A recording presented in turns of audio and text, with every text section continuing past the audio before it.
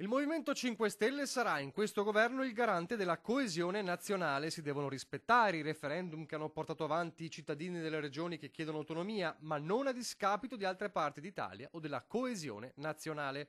Parole e musica di Luigi Di Maio, il vice premier e capo politico dei Pentastellati a Matera, torna a parlare di autonomia con frasi che riaccendono il mai sopito dibattito nord-sud, anche perché poi continua.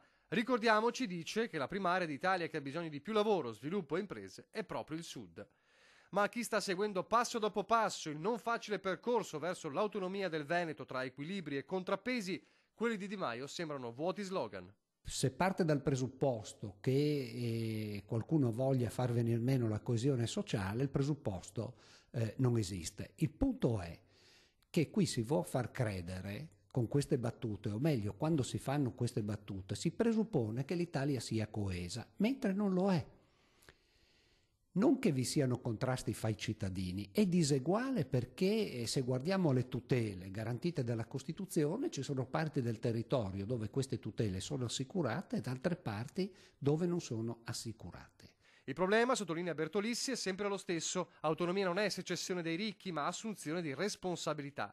E se ad esempio esiste un afflusso costante e certificato di utenti del meridione verso il nord, Veneto in particolare, per curarsi nelle strutture sanitarie, un motivo ci sarà. Il problema del regionalismo differenziato non ha niente a che fare con quel che si va raccontando, e cioè le regioni più ricche vogliono essere ancora più ricche, vogliono fregarsene del prossimo. Non è affatto così.